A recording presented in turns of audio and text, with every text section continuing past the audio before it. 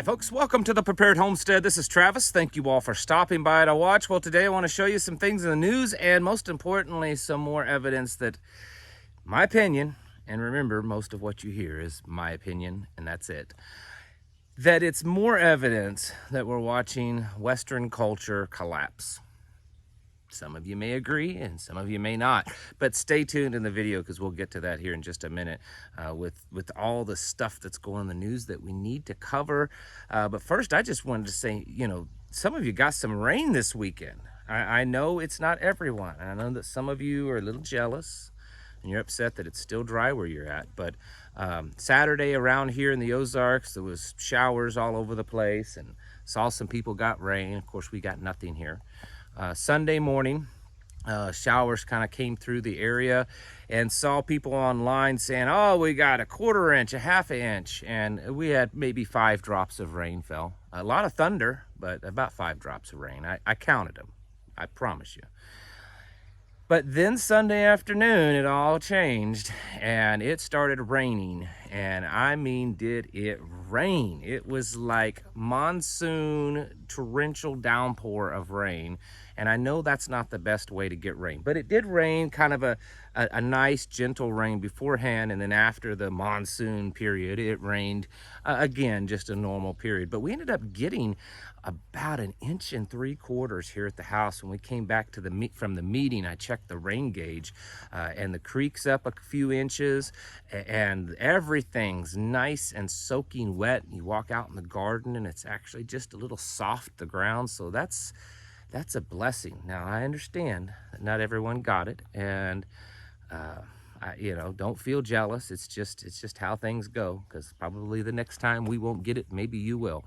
But things are still pretty rough when it comes to the weather. I mean, it's dry, it's hot, and this week and over the next 2 weeks really, but especially this week, be watchful of everything. The temperatures are going to soar. They're not record temperatures in most places. Most places it's near and maybe just a hair more, but here in the Ozarks it's been hotter.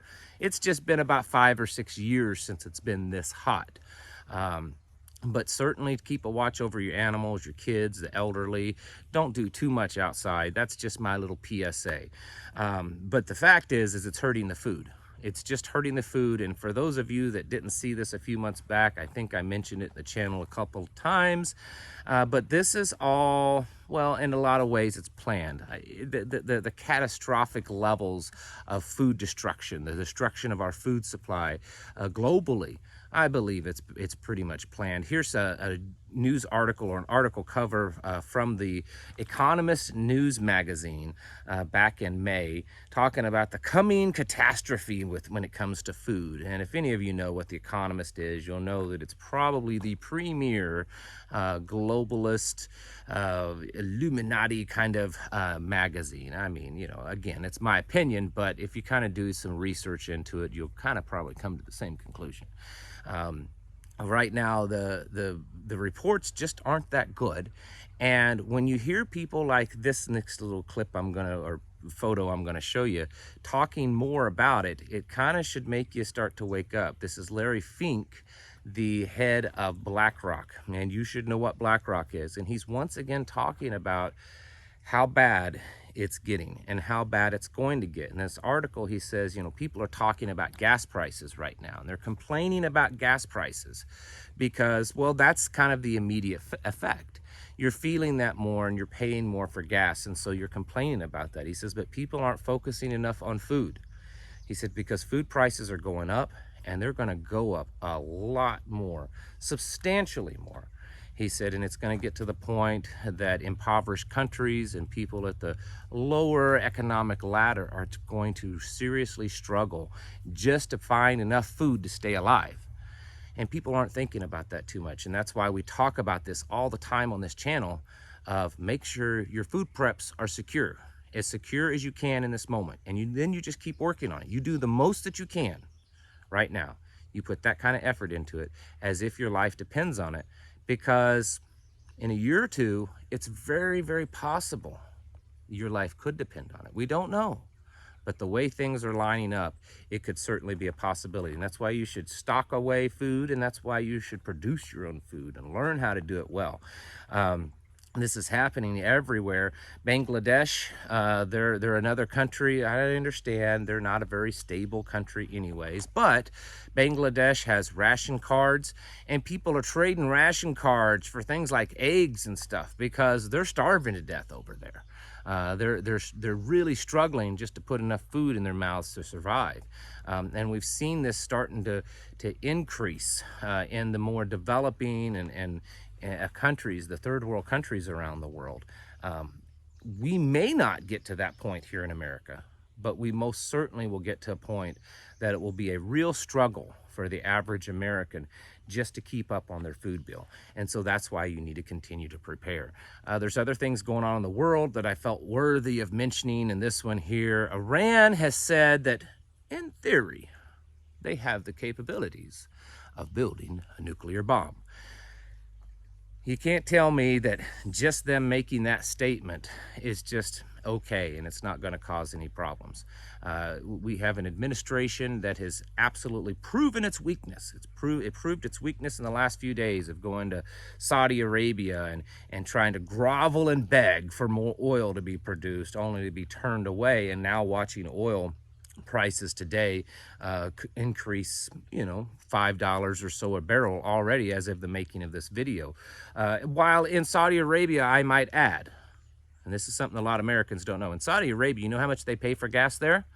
They're paying what equates to be 62 cents a gallon is the average price for gasoline. 62 cents a gallon if you transfer it to gallons from metric and to dollars from their currency. 62 cents a gallon. Why are they paying only 62 cents a gallon? It's not because of that they're an oil-rich country.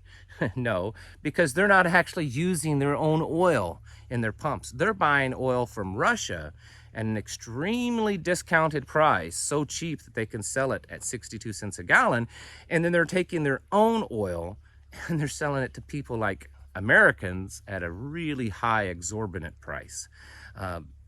And the president went there and basically got nothing accomplished. We're seeing this kind of stuff play out. We're seeing this building of the powers that, whether they have been openly an adversary of ours, they have been openly criticizing us, and also these nations that we may, on the surface look like friends, but most of us know that if they were given the chance, they would stab us in the back. And so we're seeing even those nations kind of take a stand and thumb their nose at us because we are weak. We have weak leadership, we have a weak administration all throughout, not just from the White House, but everywhere. Even to the point, and this is where we're getting to the clincher for today's topic, this picture here, and I know some of you might just become, the trolls are gonna love me on this one, and the YouTube censors are really gonna love it. But we'll see just how close to the line we can get. This photo here was taken just a couple of days ago, and most of you know who these people are, and they are actually top officials in the Biden administration. One's the Assistant Deputy Secretary of Health and Human Services, and the other one's a Deputy Secretary in the Nuclear Energy something, blah, blah, blah office. I don't know. But the fact is that it's pretty obvious that they're not who they appear to be. And they went in an official capacity to the French ambassador's celebration of Bastille Day for France. And of course, these photos are all floating around of these two males. And a lot of joking and sneering and comments being said about them. And I'm not here to make fun of or to even get into the debate for this. What I'm here to tell you is this. I don't think there's probably too many that watch this channel feel this way, but for all you trolls out there that like to leave your comments that no one cares about, you may still believe that masculinity is toxic, and that it's toxic to show your strength, and it's toxic to be strong and to be firm and to present yourself as a capable and strong person, whether you're male or female or not. You may think that that's awful and that's archaic and that's toxic, but I hate to tell you, the rest of the world doesn't agree with you, the vast majority. and including the all of the world that considers themselves an adversary of us. The people, the countries that wish to see us fall and collapse economically, militarily, to lose our world leadership's position, all of those countries, the ones that have the guns and the bombs and the food and the oil and the minerals and all that kind of stuff that are capable of competing with us or even destroying us, they see a picture like this and they see weakness, because they buy into this idea that you should present yourself as a strong, capable person and as a strong, capable nation to friends and to adversaries, that you shouldn't present yourself as a weak, frail, frilly little dancing around in high heels and a purse and makeup, when you should present yourself as a strong man. They see this, and they see this as a weakness. And here in America, we're parading this around, and we're glorifying it and celebrating it, and we're teaching it and forcing it upon our children in just about every area of our society. This, my friends, is one of the biggest indicators to me. Not just the economic, not just the political, not just the food shortages and food supply and general supply chains and all the other things that we're watching collapse around us and falter and just completely crumble in some cases. This right here, the complete moral degradation of our society. We have no moral compass, and everything that humanity has looked upon as being wicked and immoral, regardless of their religious beliefs, regardless of their traditions, regardless of where they come from on this planet. The vast majority of humans since the dawn of mankind has believed there are certain things that are just immoral, certain things that are just wrong. And here in America and in the greater Western culture, we are now glorifying these things, and we're saying it's okay. And you can do all you want, just as long as it makes you feel good. And my friends, my opinion is that this is one of the biggest indicators that we are watching our society collapse. Maybe not from a natural collapse, although I do believe it could happen completely naturally by displaying this sort of debauchery. It's also going to collapse because all of the enemies that want us to collapse and has wanted it for decades are watching this, and they're seeing us as a more and more of an easy target. We look weaker than I'd say we've ever looked before, and just about maybe any other country in human history has ever looked before. This is one of the big reasons why you should be preparing, getting your houses in order, folks, not just physically, but definitely physically, through self-sufficiency, building your resiliency to just troubled times, and knowing that you have the power of your own survival in your hand. You also need to be building your emotional and mental strength. And then most especially, you need to be building your spiritual strength, because as you can tell from the photo that I showed you, this isn't just a physical war or a physical matter that's being dealt with right now. This is very spiritual.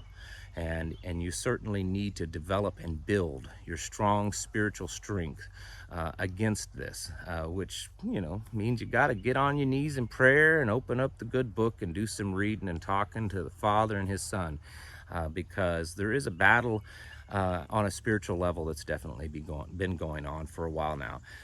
Folks, seriously, you got to get your houses in order. I don't want to sound like a doomsdayer. It's not a desire of mine. But I am telling you, I believe wholeheartedly we are watching a real collapse happen right before our eyes. Yesterday we had an amazing meeting. I will work on doing an after action report. I don't know that I'll put it on YouTube. Maybe it'll be on my Patreon or TPH, but if you want to definitely get that information, you can sign up to our newsletter, which is there should be a link. I'll make sure that there's a link down below. And that newsletter is mostly focused on local events and local things, but you can certainly get a lot of other information out of that. Folks, thank you for watching, and I'll catch you in the next video.